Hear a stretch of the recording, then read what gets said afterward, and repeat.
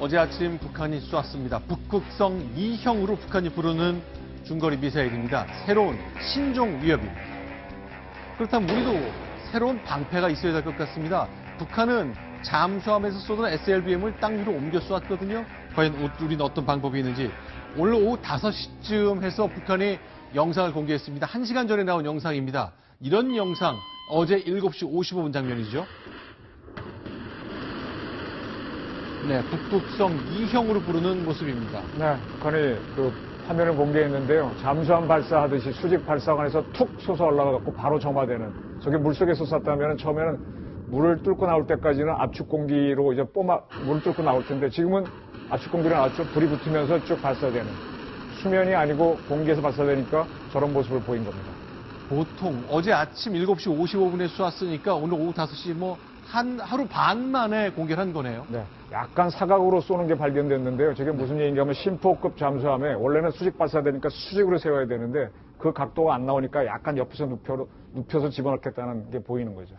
자, 그동안 쏘았던 것하고 좀 비교를 해봤으면 좋겠습니다. 일단 원산에서 쐈을 때는요. 작년 6월인데 무지무지하게 높게 쐈습니다. 이른바 고각 발사라는 건데요. 네. 무려 1,400km 상공까지 올라갔습니다. 네, 그때 쐈을 때는 이제 무수탄 미사일이죠. 네. 무수탄 미사일인데 저걸 정상 발사했으면 네. 사거리가 한 3,500km 돼서 네. 괌 기지를 타격할 수 있다는 것을 네. 이제 보여주는 것인데 네.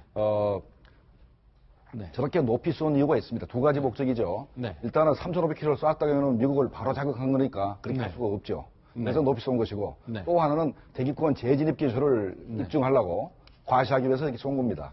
대략 ICBM이 북한에서 네. 미국으로 날아가면은 고도가 한 1,500km 됩니다. 네. 근데 거의 근접해서 네. 미사일을 쏘므로써 우리가 대기권 재진입 기술이 있다라고 과시하기 위해서 그때 쐈고요. 그 작년에 5월과 6월엔 이렇게 쏘았고요. 어제 쏜 것은 이제 서쪽 끝에서 쏘았는데 역시 500km를 날아갔고 550km 상공까지. 그러니까 작년 5월에 쏜 SLBM 잠수함에서 쏜 걸 그대로 땅으로 옮긴 것으로 봐야 되겠네요. 네, 그러니까 저거는 이제 미국과 한국, 일본의 어떤 요격, 우리는 요격 능력이 없습니다만, 네. 그 이지스함에서 요격 실질적으로 하기는 어렵죠. SM3로는 하기는 어렵고 이제 주말트가 와서 SM6로 하면 모를까 하지만 그런 거를 의식해서 발사 지역을 뒤로 쭉 빼가지고 네. 북한 쪽 바다에 가깝게 떨어지게 해서 어떤 요격되는 걸 피한 게 아닌가 그런 네. 추정을 할 수 있겠습니다. 자, 지금 발사, 이것도 역시 북한 영상처럼 보입니다. 그러니까 저 멀리서 물속에서 솟구쳐 올라오는 저 장면, 영상에 뜬 것, 바로 이건데, 잠수함에서 쏘는 걸 이제 땅 위로 올렸다는 겁니다. 어떤 특징이 있는지 모르겠어요. 네, 작년도에 작년 8월에 쐈을 때는 네. 저게 네. 뭡니까? 잠수함에 쏜 거 아닙니까? 심포급 잠수함에서 쏘게 됐고요. 잠수함에 쏴가지고 거리가 한 500km 날아갔습니다. 네. 근데 저게 북한이 잠수함이 2,000톤이기 때문에 네. 게다가 연료를 충분히 다 못 집어넣습니다. 그래서 1,000km만 날아갈 수 있게 네. 쐈었죠. 그래서 실제로는 500km 날아갔지만 네. 고각 발사를 했었습니다. 네. 이번에도 마찬가지로 연료를 충분히 안 넣은 것 같아요. 그래서 네. 일단 한 1,000km 정도만 날아갈 수 있는 정도의 능력만 네. 보인 것 같습니다. 자, 작년 8월 쏜 걸 보면 그때는 정말 심포 이 앞바다 잠수함에서 쏘았는데 오키나와까지 겨냥할 정도의 사정권을 보여줬기 때문에 긴장을 했었던 건가요? 아닙니다. 저 그림은 뭔가 하면은 심포에서 잠수함이 살살살살 나와가지고 오키나와 부근에서 쏘게 되면 괌이나 이런 데까지 떨어질 수도 있던 그런 뉘앙스죠. 네. 저게 무슨 크루즈 미사일이면 지그재그 나가 있지만 탄도 미사일이니까 직선으로 날아가야 됩니다. 자, 그러면 이번에 어제 쏜 그 북한의 중거리 미사일이 왜 우리한테 더 위협적인 겁니까? 저거는 이제 잠수함에 탑재하게 되면은 예를 들면은 우리 그린파인 레이더는 북쪽만 바라보고 있지 않습니까? 저게 이제 부산 쪽 어디 근처에 가서 갑자기 서울을 쏜다든지 하게 되면은 우리가 뒤는 충분히 방어가 안 되니까 그런 문제가 있고요. 네. 그다음에 일본 근해에 가서 미군 기지 또는 가데나 공군 기지 같은 오키나와도 때릴 수 있기 때문에 그래서 저게 문제인 겁니다. 자, 이번 걸 보겠습니다. 북극성 2형으로 부르네. 1형, 2형 이렇게 부르나 보죠? 북한은 이렇게 말을 붙였죠. 네. 북극성 1형은 잠수함에서 쏘는 것이고, 네. 이거는 땅에서 쐈지만 네. 발사 방법은 똑같습니다. 네. 그리고 1형도 맨 고철로켓이지만 네. 이번에도 고철로켓인데 엔진이 다릅니다. 아하. 엔진이 아주 강력한 추진력을 가지고 있었고, 네. 북극성 1형은 2단 로켓인데 이거는 한 개 엔진만 가지고 1단 로켓만 가지고 북극성 1형하고 힘을 똑같이 냈기 때문에 상당히 기술이 발전한 겁니다. 네. 자, 실제로 보면요. 이제 이 특징이 그동안 이제 이렇게 이동식 발사대라는 것이 도대체 어디서 쏘는지 우리가 짐작하지 못하게, 그러니까 우리가 미사일 발사 징후를 보고 그 원점을 때리는 것을 굉장히 어렵게 만드는 건데, 예전에 보니까 고속도로에서 미사일 발사하고 그랬잖아요. 네. 그게 아마 트럭 같은데 이동식 발사대를 달고 다니기 때문에, 그렇죠, 이렇게 고속도로잖아요. 쉽다 했는데 이제는 장갑차처럼 캐터필러, 무한궤도를 다한 이동식 발사대를 갖고 있다고 얘기를 하고 있죠. 네, 저거는 자꾸 개발이 될 겁니다. 이제 가장 재밌는 경우를 하나 말씀드릴게요. 중국 같은 경우는요, 네. 차에 싣고 다니는 것보다도 더 안전한, 그러니까 쐈을 때 안전이 유도되는 게 어디겠습니까? 기차지 않습니까? 네. 고속철에다가 화차 형식으로 발사대를 해갖고 네. 그걸 쏘는 개념까지 만들었거든요. 저 저거는 이제 화면에서도 보면 원래 저렇게 터널 안에 숨겼다가 네. 한 1km쯤 가지고 나와서 쏘면 알 수가 없잖아요. 없죠. 그래서 저런 개념 계속 이제 저런 무기나 작전을 할 때는요, 영어로 표현하면 think the unthinkable. 생각할 수도 없는 일을 생각해서 아주 기발한 방법으로 쏘는 건데, 북한이 지금 계속 심포급, 아니죠, SLBM을 쏘는 거나 쏘는 방식이나 저런 게 다 think the unthinkable 하는 그런 모습입니다. 근데 문제는 우리의 킬 체인이라는 거, 북한을 징후를 포착한다는 건 30분 안에 한다는 건데, 글쎄요. 근데 이게 가능합니까? 저렇게 무한궤도 캐터필러를 달았다는 것은 도로가 없이도 논밭도 들어가고 산속에 들어가서 할 수 있다는 그 뜻이잖아요. 예, 캐터필러도 이제 문제지만 네. 현재 북한이 지금까지는 대부분의 미사일이 액체였는데, 액체 연료. 예, 근데 지금 고체연료로 자꾸 이제 바뀌기 때문에 네. 북한이 보통 액체 연료를 이제 주입하는데 한 30분 걸립니다. 그러면 우리가 그 30분 동안에 북한의 미사일을 선제 타격을 한다는 그 개념이었었는데, 네. 고체연료는 처음부터 미사일이 만들 때부터 장착이 돼서 나오기 때문에 네. 우리가 북한의 그 미사일을 적발하고 그다음에 네. 그걸 타격하는데 상당히 좀 어려움이 생겼기 때문에 네. 일단은 방어만 가지고 힘들고 일단 공격적으로 가야 되지 않겠나 이런 생각도 듭니다. 그리고 하나 좀 추가드리면요, 지금까지 무수단이나 노동 미사일을 발사하는 TEL 이동식 발사 차량은 추적컨대 중국에서 나오는 차량으로 좀 판단이 됐었거든요. 네. 그래서 중국에서 저걸 또 수입하는 거를 이제 제재가 들어가니까 네. 북한이 캐터필러, 좀 무한궤도에 올라가는 걸 스스로 제작한 것 같아요. 네. 따라서 저 차량이 스스로 계속 만들 수 있게 되면은 무수단과 노동도 저기 쉽게 되게 되면은 어떤 유엔 제재에도 불구하고 북한이 더 강해지는 게 아니냐, 그런 우려를 할 수 있는 거죠. 실제로는 이제 노동신문 보니까 직접 이 사진 한 장 공개했고 기사도 많이 썼더라고요. 그렇죠? 보니까 김정은이 이렇게 발사하는 곳에 가서 이틀간 머물렀다는 얘기까지 얘기하고 그렇거든요. 직접 보도를 통해 공개를 했습니다. 굉장히 준비를 한 거고요. 네. 의도된 거고. 그래서 이것은 저는 사실 이번에 그 2월 16일이 김정일 75회 생일이라서 쏠 거다는 예측을 하고 기사는 준비했는데 저보다 좀 먼저 쏴버렸는데요.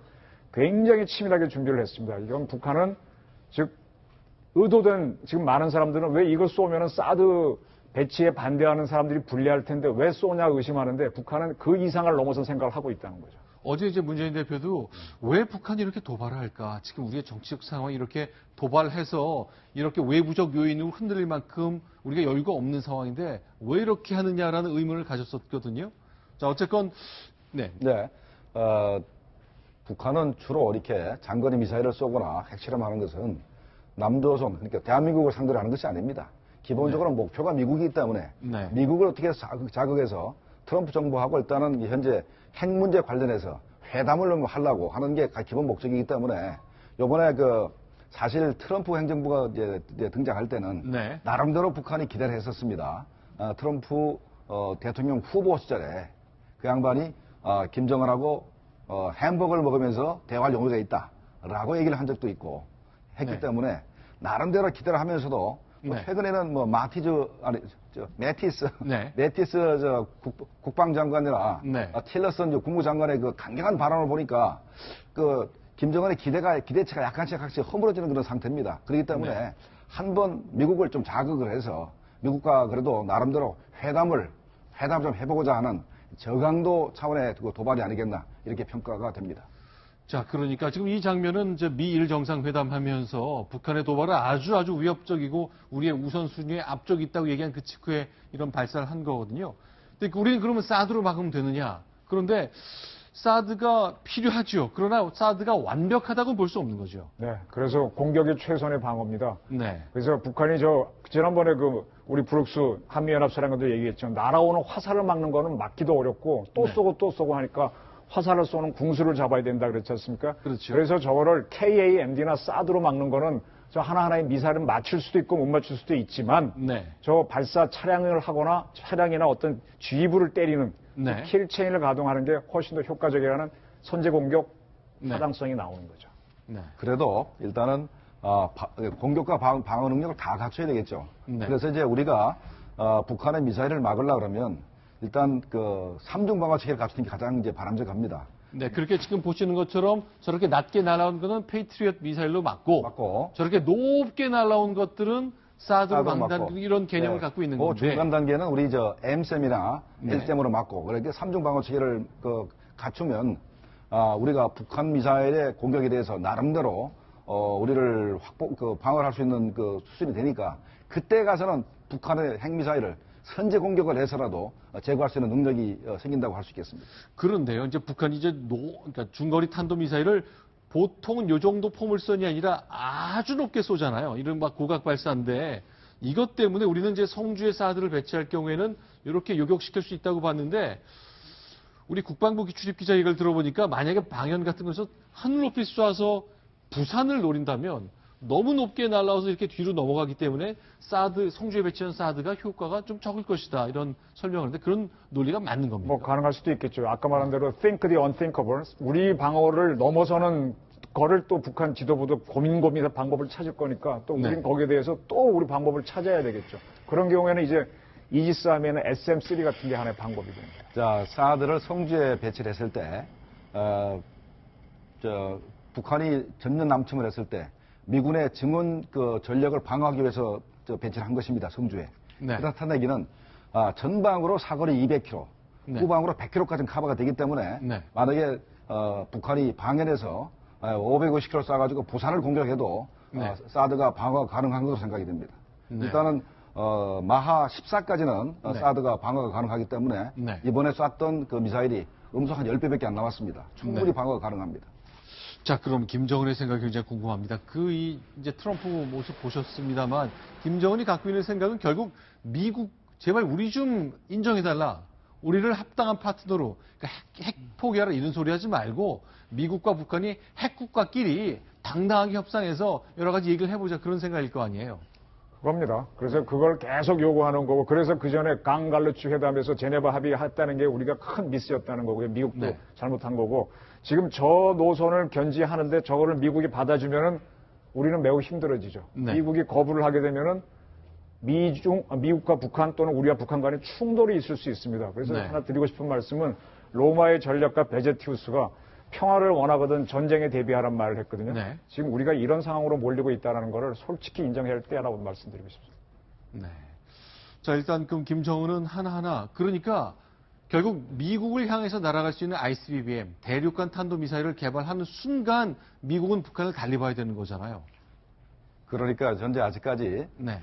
미국을 직접 위협할 만한 ICBM을 개발을 못한 상태입니다. 네. 그런데 요번 신형 엔진 자체를 우리가 주목해 볼 필요가 있는데 네. 요번 엔진은 뭐 충분한 출력을 못 냈습니다. 네. 그런데 작년 4월 달에 북한이 노동미사일 출력의 3배를 낼 수 있는 엔진을 실험을 했습니다.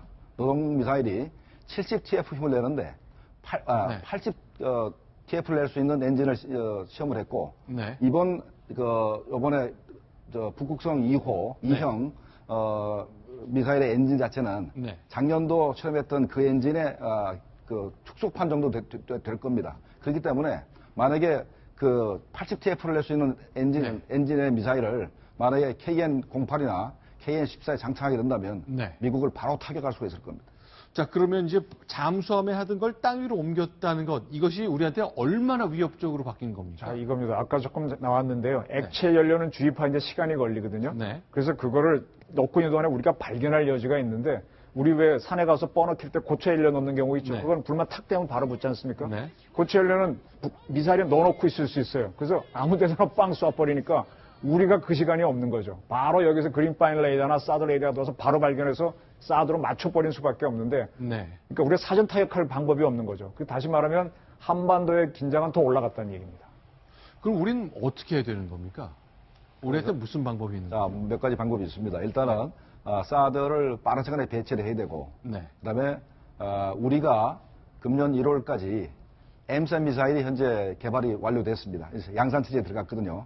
이름이 철매2라 그러고 또는 뭐 천궁이라 부르기도 하는데 그걸 양산을 해서 빨리 우리 그 전략 그 기지에 다 배치를 하고 그다음에 L3 미사일을 빠른 네. 시간 내에 우리가 개발해야 됩니다. 이거는 해발 고도 40부터 한 60km까지를 맞출 수 있기 때문에 사드가 없다 하더라도 나름대로 없는 그 공간을 메울 수가 있습니다. 그다음에 사드가 들어오게 되면 네. 사드가 우리 국내에서 운영되는 되게 되면은 그걸 보고 우리도 우리 돈 주고 사드를 2, 3개 포도는 사야만 안심하고 살 수 있을 것 같습니다.